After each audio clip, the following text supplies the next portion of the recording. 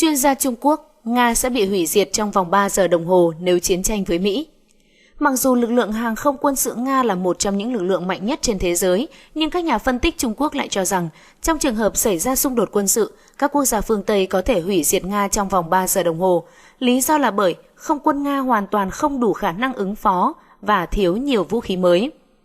Kênh truyền hình Tasgrad của Nga dẫn nguồn tin từ truyền thông Trung Quốc cho hay, các nhà phân tích Trung Quốc nhận định trong trường hợp nổ ra chiến tranh giữa Mỹ và Nga thì Nga sẽ bị đánh bại trong vòng 3 giờ đồng hồ. Tuy nhiên, họ cũng cho rằng có cách để tránh được kết quả này. Cụ thể, theo giới phân tích Trung Quốc, hiện Nga vẫn đang tiếp tục công tác khôi phục, nâng cấp các loại tên lửa, tàu ngầm và lực lượng không gian vũ trụ. Họ chỉ đầu tư phát triển một số ít loại vũ khí mới. Do đó, trong trường hợp nổ ra xung đột quân sự trực diện, Nga sẽ thất bại trước Mỹ. Để ngăn chặn kết quả này, các chuyên gia Trung Quốc cho rằng Nga nên củng cố các hệ thống phòng thủ tên lửa, phát triển nhiều nguyên mẫu ném bom chiến lược mới và tăng cường năng lực trả đũa. Hiện chưa rõ các nhà phân tích Trung Quốc đã dựa trên cơ sở nào để nhận định rằng Nga chỉ phát triển một số ít loại vũ khí mới. Giới truyền thông Nga cho rằng các nhà phân tích Trung Quốc đã không nắm được đầy đủ tiềm năng quân sự thực tế của Nga. Một chuyên gia Nga giấu tên nhận định, Nga không nhất thiết phải điều động tới máy bay. Hiện nay chúng tôi có đủ các loại tên lửa có thể phá hủy toàn bộ các căn cứ quân sự hiện có tại châu Âu. Bên cạnh đó, mức độ đáng tin cậy của các hệ thống phòng không Nga là rất lớn và Nga có thể bắn hạ trực tiếp các máy bay của đối thủ xâm phạm lãnh thổ. Trong khi đó, theo nhà phân tích quân sự Nga Viktor Baranes, các chuyên gia Trung Quốc đã có sự nhầm lẫn lớn. Ông này nói, sau khi quả bom nguyên tử đầu tiên của người Mỹ rơi xuống lãnh thổ Nga thì nước Mỹ sẽ bị hủy diệt, không phải trong vòng 3 giờ đồng hồ mà chỉ trong vòng 20 phút. Cũng theo vị chuyên gia, nếu dựa vào logic của các chuyên gia Trung Quốc thì thậm chí có thể nói Trung Quốc sẽ bị hủy diệt trong nửa giờ nếu chiến tranh. Ông Baranes nhấn mạnh, các tàu ngầm nguyên tử với 16 hoặc 20 tên lửa hạt nhân luôn ở trong tình trạng báo động, cảnh giác cao độ. Trong trường hợp Nga bị tấn công hạt nhân thì toàn bộ 16 tên lửa này sẽ dội xuống lãnh thổ Mỹ. Ngoài ra, Trung Quốc cần biết rằng Nga đang phát triển các loại vũ khí siêu vượt âm, trong vòng 10 phút có thể mang vũ khí hạt nhân tới lãnh thổ của quốc gia đang nhăm nhe tấn công hạt nhân nhằm vào Nga. Vị chuyên gia Nga cho rằng giới phân tích Trung Quốc cần thận trọng hơn nữa khi nói về năng lực quân sự của Nga trong trường hợp Nga bị tấn công hạt nhân. Ông Baranes kết luận, một số loại vũ khí được Tổng thống Putin đề cập trong thông điệp liên bang tháng 3 năm 2018 đã được đưa vào trang bị và chúng có tốc độ siêu vượt âm, điều mà người Mỹ hiện nay hoàn toàn không có phương thức ngăn chặn.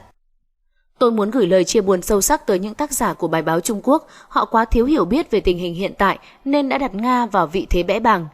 Cùng với cách tư duy như thế, người ta có thể nói trong trường hợp nổ ra chiến tranh hạt nhân, Trung Quốc sẽ bị hủy diệt trong vòng 30 phút, nhưng tôi sẽ không bao giờ đưa ra kết luận một cách như vậy. Mỹ phát hiện kế hoạch bí mật của Nga nhằm vào hệ thống phòng không, thông điệp lạnh người. Moscow dường như muốn gửi tín hiệu tới Mỹ rằng lực lượng hàng không của Nga sẵn sàng bẻ gãy mạng lưới phòng thủ của đối phương. Theo những cuộc tranh luận giữa các nhà phân tích quân sự và chuyên gia Mỹ, máy bay không người lái hạng nặng S-70 Okhotnik Hunter của Nga đã tiến hành một nhiệm vụ bí mật nhằm thử phản ứng của các hệ thống phòng không Mỹ để tìm kiếm cơ hội xâm nhập. Nhiệm vụ này có liên quan tới việc Nga-Mỹ rút khỏi hiệp ước, hủy bỏ các loại tên lửa tầm ngắn chung và như dự kiến nó đã rất thành công. Mỹ đã phát hiện ra nhiệm vụ bí mật do máy bay Hunter của Nga tiến hành. Họ cho rằng chuyến bay đầu tiên của mẫu UAV hạng nặng này có liên quan tới việc hai phía rút khỏi hiệp ước hủy bỏ các loại tên lửa tầm ngắn chung. Theo tạp chí National Interest, thậm chí trước khi hiệp ước bị hủy bỏ, Nga đã từng sử dụng loại tên lửa bị cấm 9M729 và mẫu UAV tàng hình mới nên được xem là một tín hiệu gửi tới Mỹ rằng lực lượng hàng không của Nga sẵn sàng bẻ gãy mạng lưới phòng thủ của đối phương rồi tiến hành ném bom. Hunter được cho là có thể mang vũ khí hạt nhân, bao gồm cả các loại bom chính xác cao như B-6112, như B-6112 và các loại tên lửa hành trình. Trang tin Utro.ru viết, cần lưu ý rằng trước đó chưa có bằng chứng nào cho thấy UAV của Nga có thể được sử dụng để triển khai vũ khí hạt nhân. Tuy nhiên nó có thể được sử dụng rất hiệu quả cho những nhiệm vụ như thế này, nhất là khi nó được phát triển đặc biệt như một phương tiện bí mật mang bom đạn tới gần ranh giới đối thủ. Ấn Độ sẽ phát triển tên lửa hạt nhân có tầm bắn vượt châu Á. Ấn Độ đang hướng tới việc phát triển tên lửa mang đầu đạn hạt nhân có thể vươn tới tất cả mọi mục tiêu ở châu Á. Hãng tin RT ngày 29 tháng 1 đăng tải bài viết của cựu nhân viên tình báo Hải quân Ấn Độ, Shishir Upadhyaya cho biết, Tuần trước, Ấn Độ thông báo đã thử thành công tên lửa hạt nhân phóng từ tàu ngầm K4 và có tầm bắn thiết kế lên tới 3.500 km. Ông Ubad Hiaya cho rằng New Delhi sẽ phát triển tên lửa K5 có tầm bắn đến 5.000, 6.000 km và có khả năng mang tổng khối lượng đầu đạn hạt nhân lên đến 2.000 kg. Báo Times of India cho biết Ấn Độ đã tổ chức thử tên lửa K4 ở ngoài khơi thành phố Visakhapatnam, đông nam nước này vào ngày 19 tháng 1. Tên lửa được phóng từ một ụ phóng nổi thay vì phóng từ tàu ngầm để tránh nguy cơ thiệt hại nếu vụ thử không thành công. Tuy nhiên, kết quả đã khiến do giới chức New Delhi hết sức vui mừng. Một quan chức Ấn Độ nói, dù đã được thử nghiệm nhiều lần trước đó, đây là lần đầu tiên tên lửa được phóng tới một khu vực ở tầm xa. Người này cũng cho biết không có bất kỳ sự cố nào xảy ra trong suốt vụ thử và tên lửa K4 đã có tất cả các thông số đáng mơ ước. Hành trình bay của tên lửa đạt khoảng cách 2.200 km. Tên lửa K4 sẽ được trang bị lên tàu ngầm hạt nhân nội địa đầu tiên của Ấn Độ, lớp Arihan. Một tàu ngầm Arihan có thể mang theo 4 tên lửa K4 hoặc 12 tên lửa K15 có tầm bắn ngắn hơn. Trong khi đó, tên lửa K5 sẽ được phát triển để có thể tấn công từ cả trên bộ, trên không và trên biển.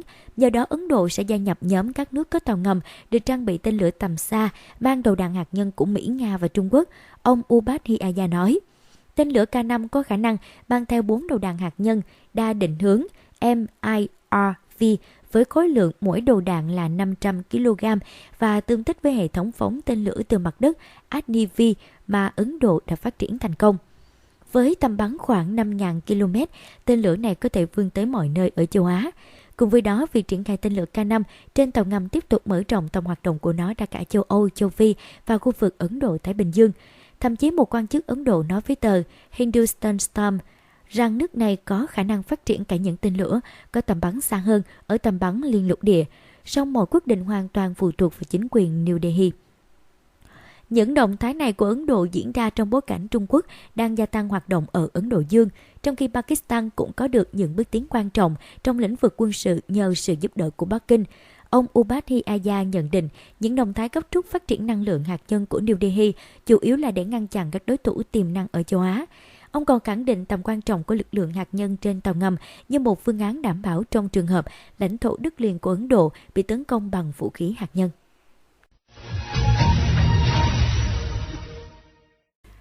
Nóng, 48 giờ sau khi E-11A lâm nạn, Mỹ mất thêm máy bay gần căn cứ Iran tập kích tên lửa. Theo nguồn tin địa phương chưa được xác thực, có ít nhất 4 binh sĩ lực lượng đặc biệt Mỹ đã ở trên máy bay khi nó gặp nạn. Cho tới nay, Lầu Năm Góc và các quan chức Iraq đều chưa đưa ra phản ứng với thông tin nói trên.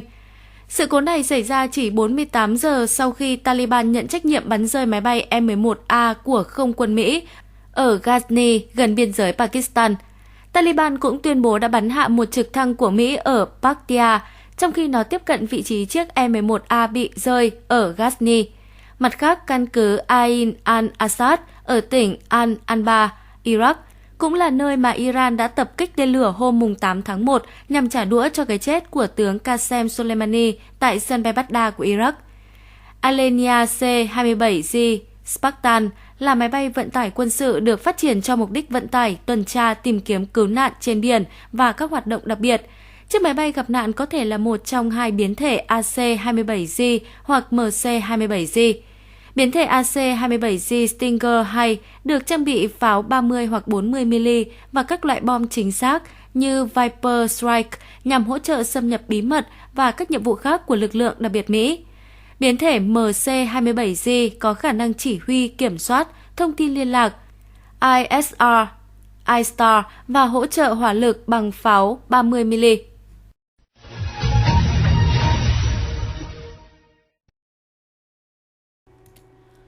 Taliban bắn hạ máy bay Mỹ bằng hệ thống phòng không Iran.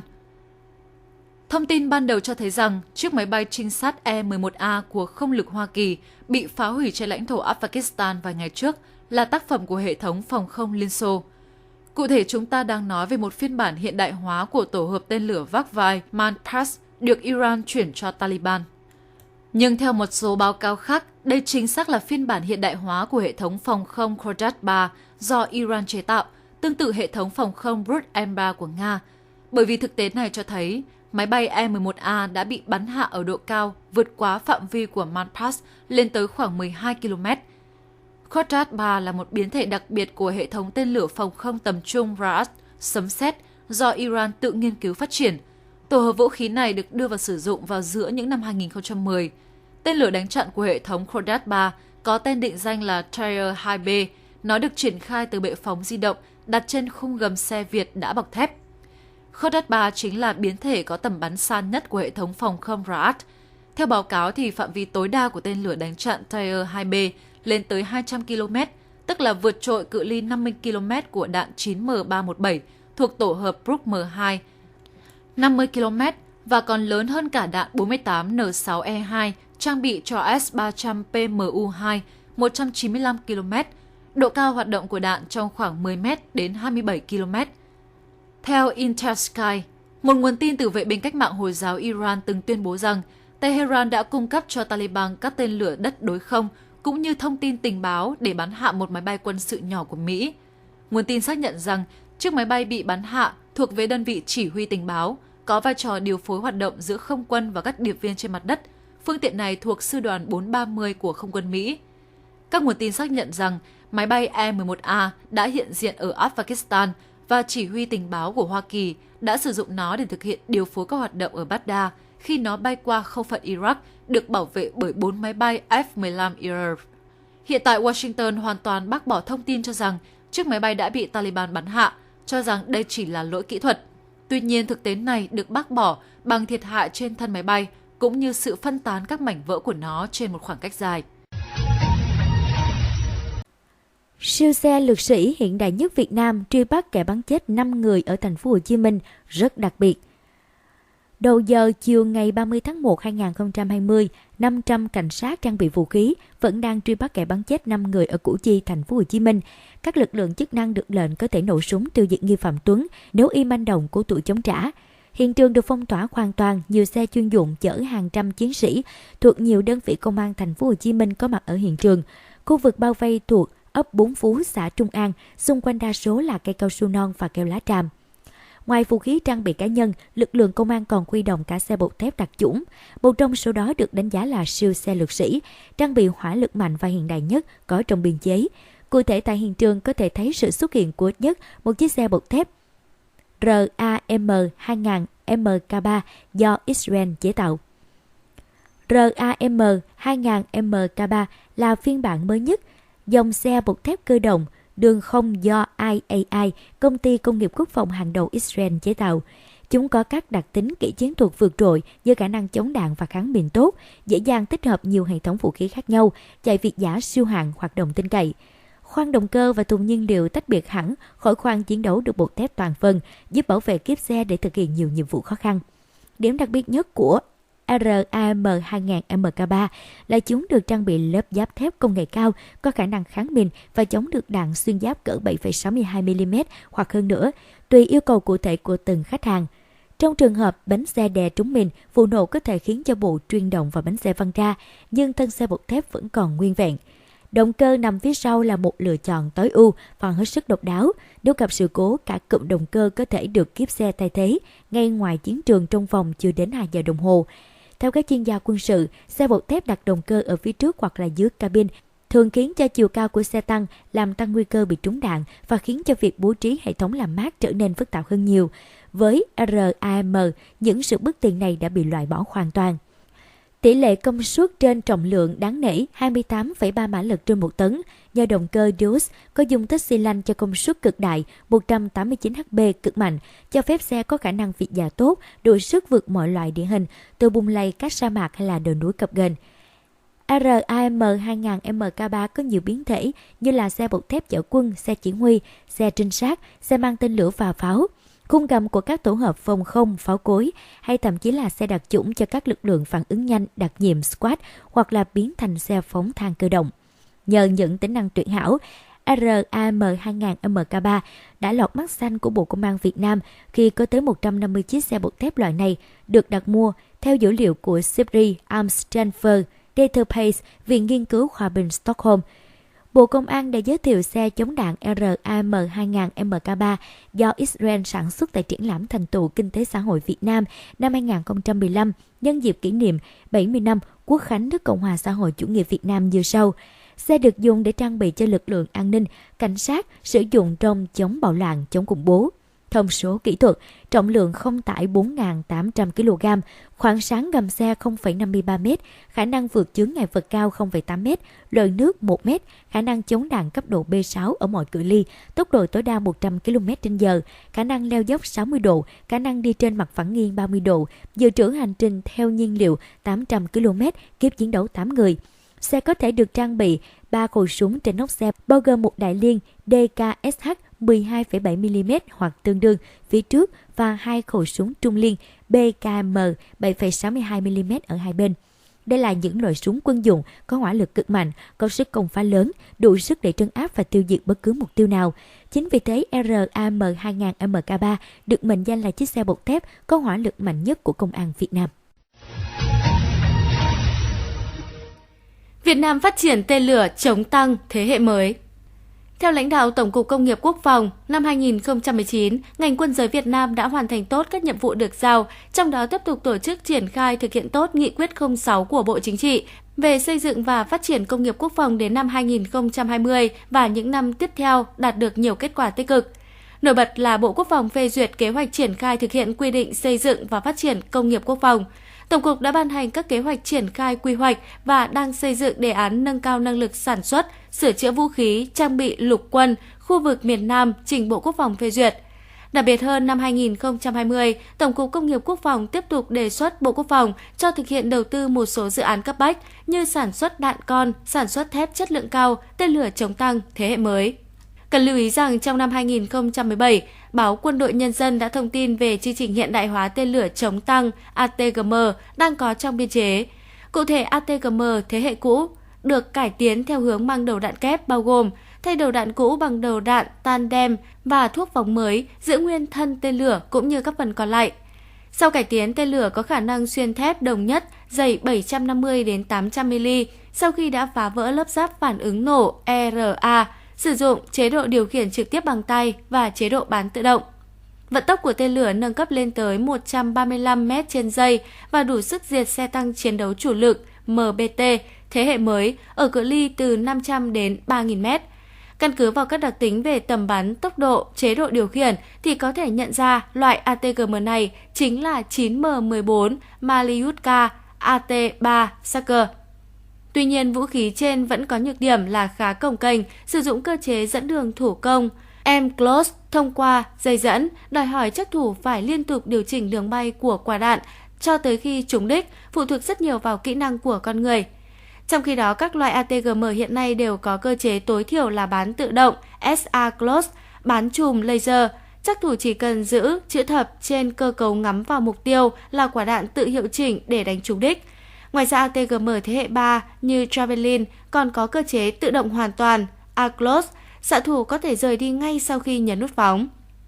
Với điều kiện khoa học kỹ thuật của Việt Nam, khả năng cao sẽ là chúng ta từng bước nghiên cứu chế tạo ATGM SA-Close để thay thế cho M-Close trước khi tiến lên A-Close như các cường quốc quân sự hiện nay. Mặc dù vậy, đây vẫn là tín hiệu rất đáng mừng cho công nghiệp quốc phòng Việt Nam.